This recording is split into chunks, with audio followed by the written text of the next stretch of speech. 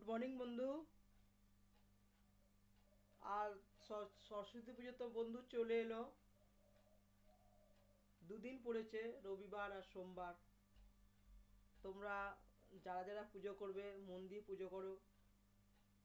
যারা পড়াশোনা করো তারা একটু সরস্বতী মাকে ভালো করে ডাকবে, যেন তাদের পরীক্ষাটা ভালো হয়। মনের পরীক্ষা ভালো হয় মানে কি, মনে রাখার শক্তিটা। সরস্বতী উনি তো বিদ্যা মা। তো মানে ওনার মানে স্মরণ শক্তিটা যেন দেয় আর কি। এটাই আর কি সরস্বতী মায়ের এই আর কি। তো দেখতে দেখতে আবার শিবরাত্রি চলে আসবে সামনের মাসে 26 তারিখে বন্ধু, শিবরাত্রি। তো আজকে ভিডিও তো অনেকদিন করি না, কিন্তু ফেসবুক বলে ডেলি একটা করে ভিডিও ছাড়তাম, কিন্তু বন্ধু সময় তো পাই না। আজকে সোমবার, এখনো পর্যন্ত বন্ধু দেখো পুজো দিইনি। ঠাকুরের মানে ফুল বেলপাতা সব এনেছি, ফল এনে রেখেছি। এখন পুজো দেবো বন্ধু। আর একটু মানে এগুলো পুজো দিতে টাইম লাগে, তো আমি ভাবছি একটু পুজো দেওয়ার আগে একটু ভিডিও করি, ভিডিওর পরে পুজো দেব।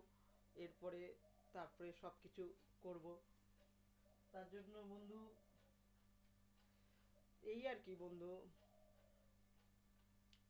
কর্ম করো আর কি করব। কর্মই তো শ্রেষ্ঠ যুগ। কর্মটাই ভগবান দেখে, আগে জন্ম কর্মটাও দেখে, এ জন্ম কর্মটাও বন্ধু দেখে, সব কিছুই দেখে। আগে জন্ম যে আমরা কি করেছি এটা তো জানি না, এ জন্মে আমাদেরকে ভুগতে হয়। হ্যাঁ, আর এই জন্ম সঙ্গে কিছু যুক্ত আছে।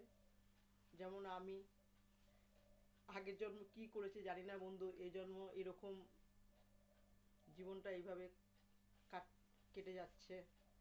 তাতে আমি খুব খুশি, আমার কোনো দুঃখ নেই বন্ধু। কেননা আমি তো মানে আমি শুধু কর্ম করি, খাই, আর যতটুকু পারি ভগবানেরকে ডাকি, এই আর কিছু না বন্ধু। ঠিক আছে বন্ধু, রেখে দিই বন্ধু, আর কিছু বললাম না, এখন পুজো দেবো। এরপরে আবার কথা বলবো, ঠিক আছে? বাই বন্ধু, বাই।